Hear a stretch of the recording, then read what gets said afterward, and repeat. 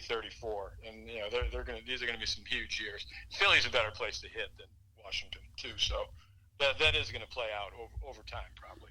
All right, let's talk about the Washington Nationals. You alluded to it moments ago about spending their money wisely. So with that said, okay, are they going to spend their wisely enough where they're able to retain some key free agents now? Good question. We'll find out. Yeah, I don't right. I don't know Mr. Lerner, and I think Mike Rizzo's an excellent old school GM who he's old school, but he mixes in analytics too, and we'll see which way they go. I think obviously Strasburg is the big question, and I think they have a good shot at him. I really do. And if they don't, maybe we'll sign one of the lesser free agent pitchers who are there's some pretty good pitchers out there beyond Strasburg and Cole. Not at that level, but as he did last year. Instead of Harper, they gave the extra year to Corbin, and they got him away from the Yankees and Howie Kendrick, Suzuki. They made some nice little signings that really helped not only on the field but also like in their clubhouse. They had great chemistry too. We'll stay on the Strasburg thing one more time because I know there was an inning shutdown 6 years ago in 2012. I have never seen anybody get shut down with a team in contention, but obviously the Nationals knew a lot more than what we thought that they did when they made that daring move to protect them, because we saw it pay dividends this year. But what are your thoughts about that shutdown in 2012? I would have pitched him, but that's me. I just think when you're that close, you got to take a shot at it. Just like the Astros are always going to regret not pitching Cole in that Game 7. I don't care what he says publicly. That was a mistake, and Cole had to be in that game. Yeah, I agree. I agree with you on that. Just because, they did lose the divisional round that season to the Giants, I believe. But at the same time, you can't really. That narrative it's gone now. It doesn't exist anymore, given the fact that they won the World Series, and that's really all you can ask for. But look at what Madison Bumgarner did in 2014. Sure, he had more years in the league at that point, and he wasn't coming off surgery, but he threw 50-plus postseason innings, and he's continuing to hold up just fine. So he's fine. He's kind of the outlier, I will say that. But I don't know. Maybe they didn't think they were going to go that far that year anyway. So they said, well, we'll just shut him down. They probably weren't going to win the World Series that year anyway. So, but still, when you get there, one more start, seven more innings, 6 more innings. I don't think that was going to kill the kid. 6'4", he's 240 pounds. I know he was coming off surgery. But he's a horse. I think he could have pitched in a playoff game. But like I said, maybe they didn't think they were gonna. They had the team to win it all anyway. So we don't know all the factors in there. But yeah, like you just said, Lewis. It's a moot point now. Well, you and I came from a generation, Tony, where we saw guys with tons of complete games and whatever. I saw. We saw Mickey Lolich pitch 350 innings every year. Right. So I'm just from a different era. Me too. I understand things change, and I'm not a get off my lawn guy. I think I'm pretty progressive for my age and for being around the game as long. And but yeah, it's one more start wasn't going to kill him, but whatever. All right, well, we'll transition from the World Series to Lewis's favorite subject, Hall of Fame, and we might as well lead off because this guy did some leading off with Lou Whitaker. So Lewis has been writing some pretty in-depth articles for the South Florida Tribune about Lou Whitaker. So I'm going to spin this thing to you two about Lou Whitaker's candidacy, and I'm sure Lewis has a few other names he might want to run by you since you're a Hall of Fame voter. Go ahead. All right, so before we get started, Tony, I know you're a Hall of Fame voter. And before we get into Whitaker, I want to know what your criteria consists of for picking a Hall of Fame number. How much emphasis do you put on numbers? Me and Scott had a heated debate about Barry Bonds that we'll probably touch on later in the show. But when you look at a player, the eye test is one thing, but don't you think the numbers are very crucial in telling the story of whether or not a guy belongs in Cooperstown? Yeah, absolutely. They're probably, I don't want to say 100%, but they're pretty close to it. What else are you going by? Eye test is one thing. You got to look at his numbers in his era. Mm-hmm. Was he the best player in his era at his position? Or, where he ranked in his era is a big part of it, definitely. His numbers are a lot different now than they used to be. Now, On different levels. now we'll talk. We What can do I talk look Whitaker at? now. I have added the metrics into it. They've been very helpful. People started. I remember going back a long time. This is several years back. I wasn't a Blyleven voter, and some sabermetrician guy wrote me, and he showed me this. He showed me how Blyleven lost like 25 1-0 games, and there was like 50 of his losses in his career where his team scored 0 or 1 run. And it was a pitcher's era then. It was a little more understandable than now, of course. But some of those things, they started opening your eyes, and you look at candidates different. There's been a great campaign for Walker lately, from sabermetrics younger writers who've jumped on his bandwagon based on his. He doesn't have the huge counting numbers because he was hurt a bit, and his career was a little shorter than some. He didn't play, he averaged like 130 games a year. But if you look at his ratio, it is like, his WAR and some of those other runs created plus and those kind of numbers where they're not counting numbers. Well, he's right up there with anybody. So his candidacy has gained some steam. Although I don't think he's going to get in. But I've been a voter for him all along too. So yeah, I think all of us older voters, I'll say, my generation of voters, which would be like the Rosenthals and Nightingales and those kind of guys. We all started around the same time, late 80s, and now we're like in our 50s and 60s, and so we've been voting for the last 20, 25 years. And everyone I think has blended in analytics as we've all gotten to learn analytics. So I think it's all part of it. I think that's interesting because that leads me into my hypothetical ballot. I know you probably won't give away yours now. And look, I know they say the limit is 10 guys that you're allowed to vote for, but I have 7 names here, and I'm going to run each one of them by you, and then I'll. You don't have to vote for 10. That's right. That's the max you can vote for. Mm-hmm. And believe me, there's been a few years recently where it was tough to leave somebody off, number 11. But that's how it goes.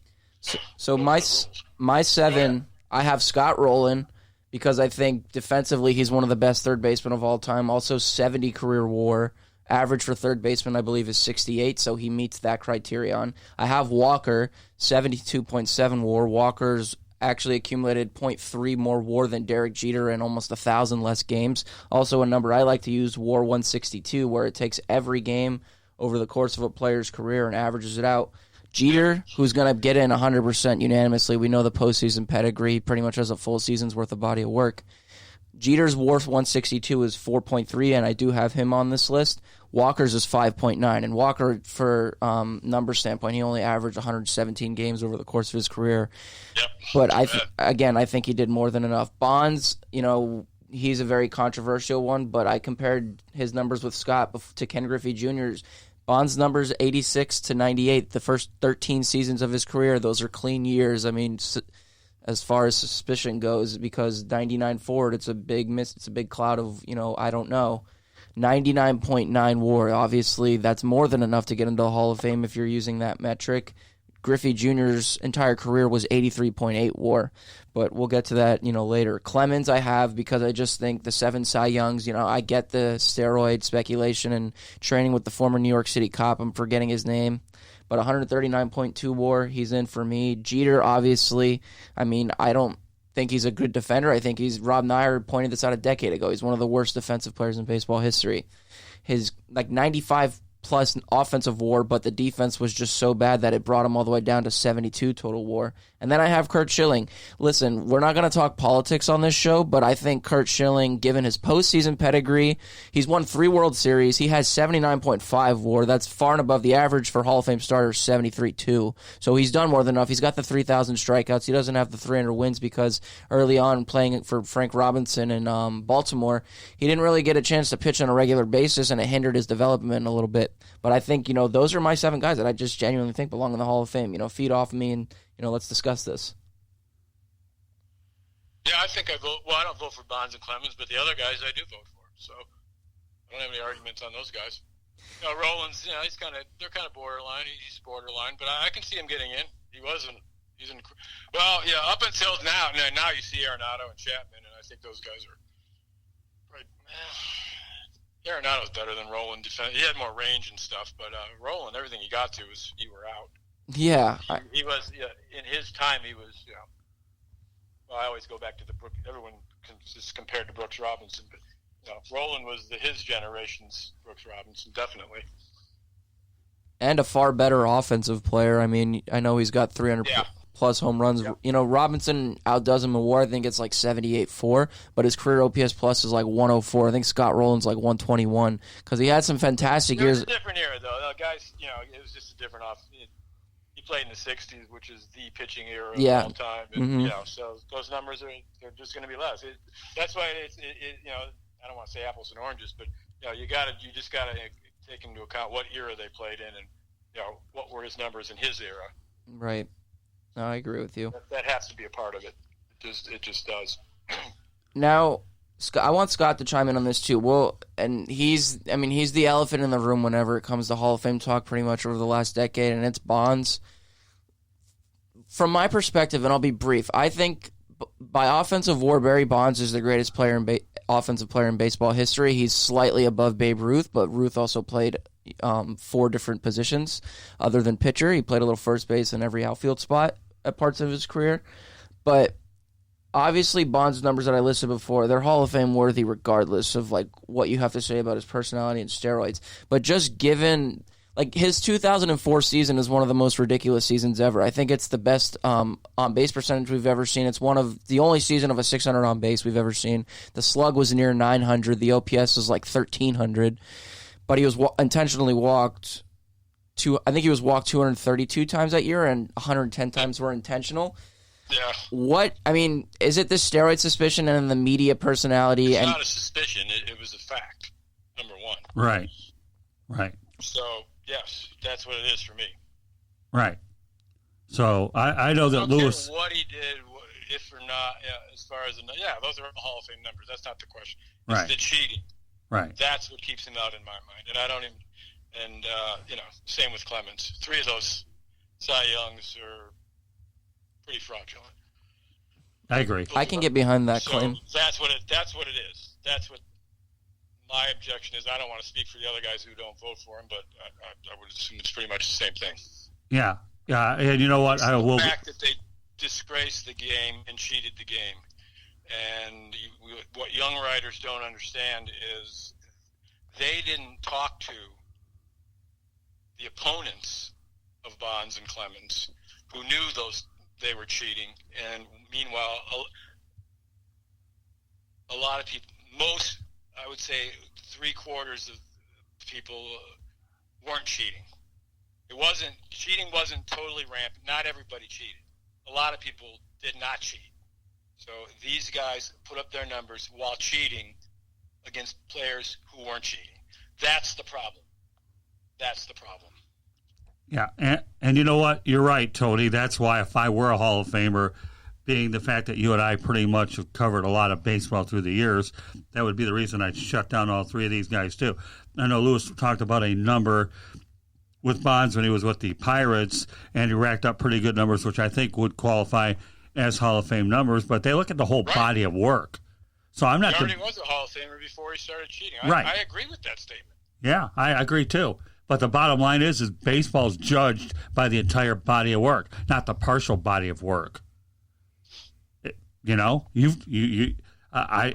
I'm the elephant in the room or the loud mouth of the crowd, my position is never going to change. That, you know what, you're judged by your entire body of work, no matter what industry that you're in. Period. Not for half of your body of work. They got caught. A lot of people tried to cheat. That is true. A lot of them. There's a couple who are in the Hall of Fame who did it but didn't get caught. Right. That's how it goes. With the Bonds and Clemens got caught, man. So too bad. Yeah. So there's another name I wanted to mention, and I don't think he's going to get in, but I really, really can't stand the emotional plea that a lot of people are making about him even being considered a Hall of Famer, and that's Omar Vizquel. Like, you can use all the counting numbers that you want. You can use batting average. You can use, the 2,800 and